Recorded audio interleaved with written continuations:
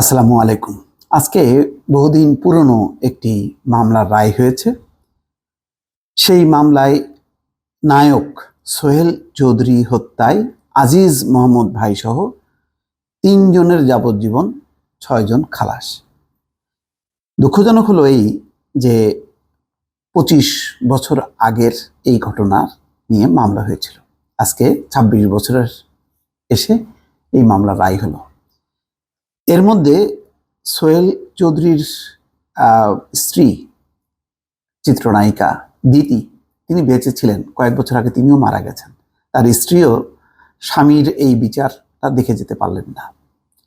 বিচার নিয়ে কোনো মন্তব্য নেই, বক্তব্য নেই, কিন্তু একটা বক্তব্য আছে। সেটা হলো যে এমন একটা এটি হত্যা মামলা ছিল যে মামলায় কারা অভিযুক্ত, কারা জড়িত মোটামুটি ঢাকা শহরের সবাই জানে।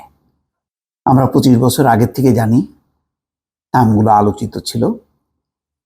কিন্তু যেহেতু নামগুলো খুবই আলোচিত, পরিচিত, সুতরাং সেই মামলা নিষ্পত্তি হতেই সম্ভবত এত দেরি হলো। তার মানে হচ্ছে প্রভাবশালী মহল, ক্ষমতাশালী মহল যখন নাকি কোনো অপকর্মে বা হত্যাকাণ্ড, সিরিয়াস কোনো ঘটনায় অভিযুক্ত থাকে, তখন সেটি প্রমাণ করা কঠিন হয়ে পড়ে।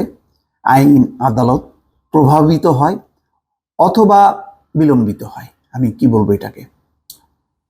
তো সেই ঘটনাই ঘটলো, নতুবা এত পরিষ্কার পরিচ্ছন্ন একটি ঘটনা, সেই মামলার বিচার পেতে ২৫ বছর লাগলো। দর্শক, এটা কল্পনা করেন।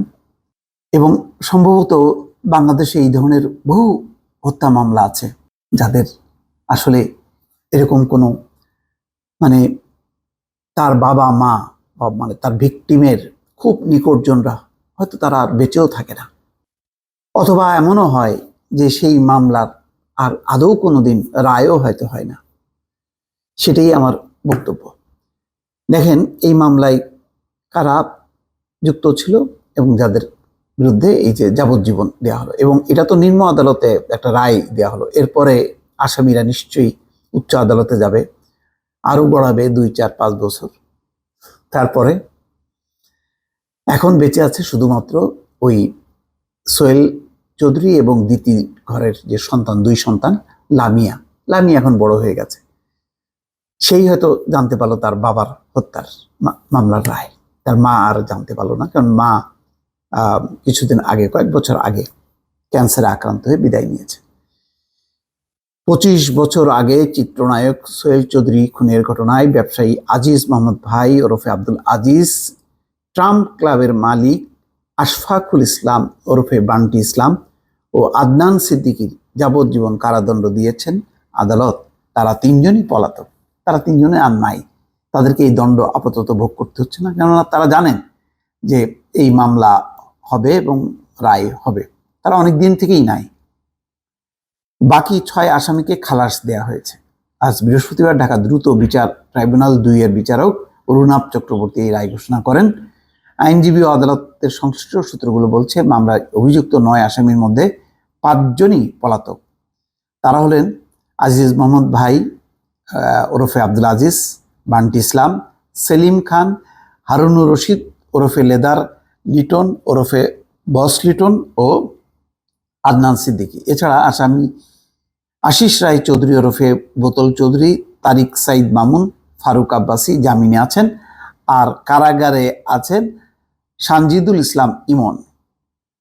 তো মামলার কাগজপত্র অনুযায়ী যেটা বলা হচ্ছে যে ১৯৯৮ সালের ১৭ ডিসেম্বর রাজধানীর বনানীর ট্রাম্প ক্লাবের সামনে সোহেল চৌধুরীকে গুলি করে হত্যা করে সন্ত্রাসীরা।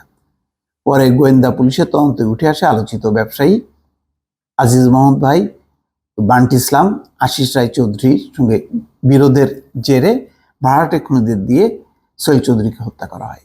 তো এই যে এই নামগুলো যেটা বলছিলাম, সেগুলি কিন্তু আমরা সেই ২৫ বছর আগের থেকে জানি। অনেকেই জানেন যে সোহেল চৌধুরী হত্যার পেছনে কারা কারা আছে। এক লম্বা ইতিহাস। এর থেকে আমি জানি না যে এই যে প্রলম্বিত রায়, এই রায় কি আসলে মানে যারা ভিকটিম হয়, তার ফ্যামিলি, স্বজন, তাদের কাছে প্রতিক্রিয়া কি? তারা কি খুব হ্যাপি হয়? তারা কি অন্তত খুব সন্তুষ্ট হয়? আমার মনে হয় না। কারণ তাদের রায় হলো, তারা ধরাছোঁয়ার বাইরে। এতদিন তো তারা এমন না যে মূল আসামিগুলো কারাগারে আছে, এখন তাদেরকে ওই দণ্ডে দণ্ডিত করবে। মোট কথা হলো যে সময় মতো ঘটনা দ্রুত বিচার এবং রায় যদি না হয়, আসলে এই বিলম্বিত রায় বিচার কোনোই কাজে আসে না। ভালো থাকবেন। আল্লাহ হাফেজ।